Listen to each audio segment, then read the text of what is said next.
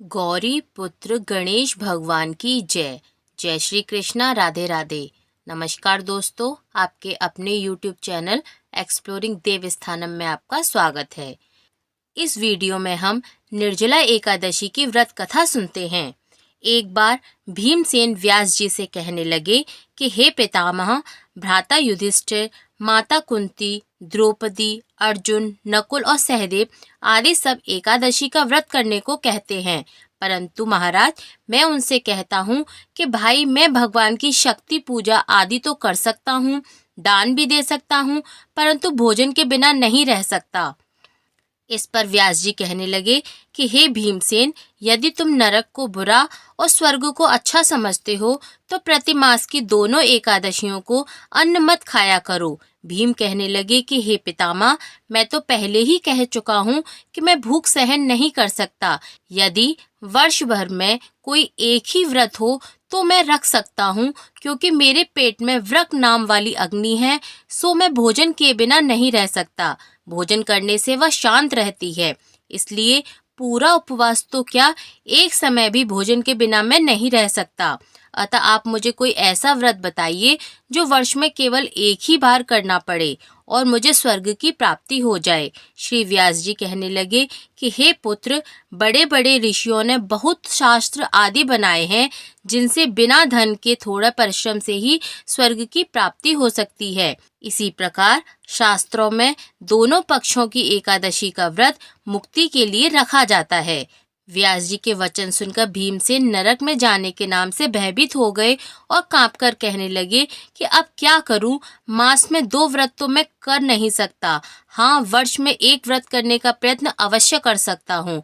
अतः वर्ष में एक दिन व्रत करने से यदि मेरी मुक्ति हो जाए तो कोई ऐसा व्रत मुझे बताइए।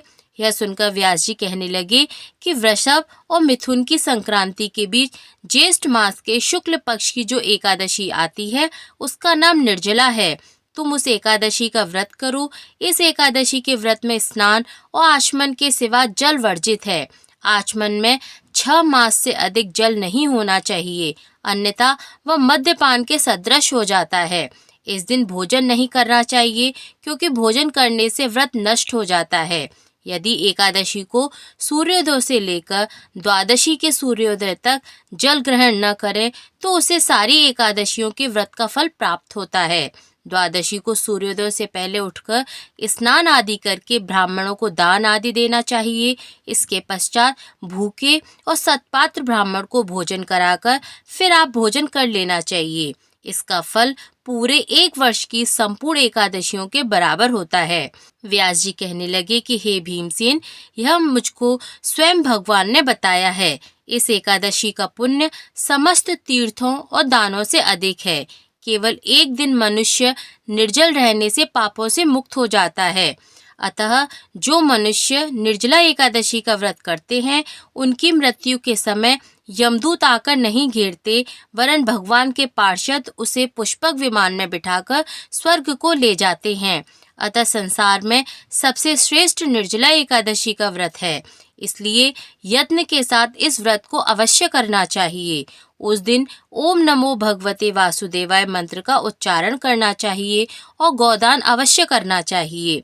इस प्रकार व्यास जी की आज्ञा अनुसार भीमसेन ने इस व्रत को किया, इसलिए इस एकादशी को भीमसेनी या पांडवी एकादशी के नाम से भी जाना जाता है। निर्जला व्रत करने से पूर्व भगवान से प्रार्थना करें कि हे भगवान, आज मैं निर्जला व्रत करता हूँ, दूसरे दिन भोजन करूँगा। मैं इस व्रत को श्रद्धा पूर्वक करूँगा, अतः आपकी कृपा से मेरे सब पाप नष्ट हो जाएं और भूल चूक में हुई गलती को आप क्षमा करें। इस दिन जल से भरा हुआ एक घड़ा वस्त्र से ढककर स्वर्ण सहित दान करना चाहिए। जो मनुष्य इस व्रत को करते हैं उनको करोड़ पल सोने के दान का फल मिलता है, और जो इस दिन यज्ञादि करते हैं उनका फल तो वर्णन ही नहीं किया जा सकता। इस एकादशी के व्रत से मनुष्य विष्णु लोक को प्राप्त होता है। जो मनुष्य इस दिन अन्न खाते हैं वे चांडाल के समान होते हैं, वे अंत में नरक में जाते हैं। जिसने निर्जला एकादशी का व्रत किया वह चाहे ब्रह्म हत्यारा हो, मद्यपान करता हो, चोरी की हो या गुरु के साथ द्वेष किया हो, मगर इस व्रत के प्रभाव से स्वर्ग जाता है। हे कुंती पुत्र, जो पुरुष या स्त्री श्रद्धा पूर्वक इस व्रत को करते हैं उन्हें अग्रलिखित कर्म करने चाहिए। प्रथम भगवान का पूजन, फिर गोदान, ब्राह्मणों को मिष्ठान व दक्षिणा देनी चाहिए तथा जल से भरे कलश का दान अवश्य करना चाहिए। निर्जला के दिन अन्न, वस्त्र, जूती आदि का दान भी कर सकते हैं। जो मनुष्य भक्ति पूर्वक इस कथा को पढ़ते हैं या सुनते हैं उन्हें निश्चय ही स्वर्ग की प्राप्ति होती है। बोलिए लक्ष्मीपति भगवान श्री नारायण की जय। आइए अब शुरू करते हैं एकादशी के दिन पढ़ी जाने वाली भगवान विष्णु की एक अन्य कथा। यौगिक कथाओं में कई ऐसी कहानियां हैं जिनमें बताया गया है कि शिव की करुणा कोई भेदभाव नहीं करती और वे किसी की इच्छा पर बच्चों की तरह भोलापन दिखाते हैं। एक बार गजेंद्र नामक एक असुर था। गजेंद्र ने बहुत तप किया और शिव से यह वरदान पाया कि जब भी वह उन्हें पुकारेगा शिव को आना होगा। त्रिलोकों के सदा शरारती ऋषि नारद ने देखा कि गजेंद्र हर छोटी छोटी बात के लिए शिव को पुकार लेता है, तो उन्होंने गजेंद्र के साथ एक चाल चली। उन्होंने गजेंद्र से कहा, तुम शिव को बार बार क्यों बुलाते हो? वह तुम्हारी हर पुकार पे आ जाते हैं। क्यों नहीं तुम उनसे कहते कि वह तुम्हारे अंदर आ जाएं और वहीं रहें, जिससे वह हमेशा तुम्हारे अंदर रहेंगे। गजेंद्र को यह बात अच्छी लगी और फिर उसने शिव की पूजा की। जब शिव उनके सामने प्रकट हुए तो वह बोला, आपको मेरे अंदर रहना होगा, आप कहीं मत जाइए। शिव अपने भोलेपन में एक लिंग के रूप में गजेंद्र में प्रवेश कर गए और वहीं रहने लगे। फिर जैसे जैसे समय बीता पूरा ब्रह्मांड शिव की कमी को महसूस कर रहा था। कोई नहीं जानता था कि वह कहाँ हैं। सभी देव और गण शिव को खोजने लगे। काफी खोजने के बाद जब कोई यह पता नहीं लगा पाया कि वह कहाँ हैं, तो वे हल ढूंढने के लिए विष्णु भगवान के पास गए। विष्णु भगवान ने यह स्थिति देखी और कहा, वह गजेंद्र के अंदर हैं। फिर देवों ने उनसे पूछा कि वे शिव को गजेंद्र के अंदर से कैसे निकाल सकते हैं, क्योंकि गजेंद्र शिव को अपने अंदर रखकर अमर हो गया था। हमेशा की तरह विष्णु भगवान सही चाल लेकर आए। देवगण शिव भक्तों का रूप धरकर गजेंद्र के राज्य में गए और बहुत भक्ति के साथ शिव की स्तुति गान करने लगे। शिव का महान भक्त होने के कारण गजेंद्र ने इन लोगों को अपने दरबार में आकर गाने और नाचने का न्योता दिया। शिव भक्तों के वेश में देवों का यह दल आया और बहुत भावनाओं के कारण बहुत भक्ति पूर्वक वे शिव के लिए भक्तिगान गाने और नाचने लगे। शिव जो गजेंद्र के अंदर बैठे हुए थे वह खुद को रोक नहीं सकते थे, उन्हें जवाब देना ही था, तो वह गजेंद्र के टुकड़े करके उनसे बाहर निकल गए। विष्णु भगवान की यह लीला देखकर सभी देवगण और सभा में उपस्थित सभी लोग उनका गुणगान करने लगे। बोलिए लक्ष्मीपति भगवान श्री नारायण की जय, माँ लक्ष्मी जी की जय, भोलेनाथ की जय। आइए अब शुरू करते हैं एकादशी के दिन पढ़ी जाने वाली भगवान विष्णु की एक अन्य कथा।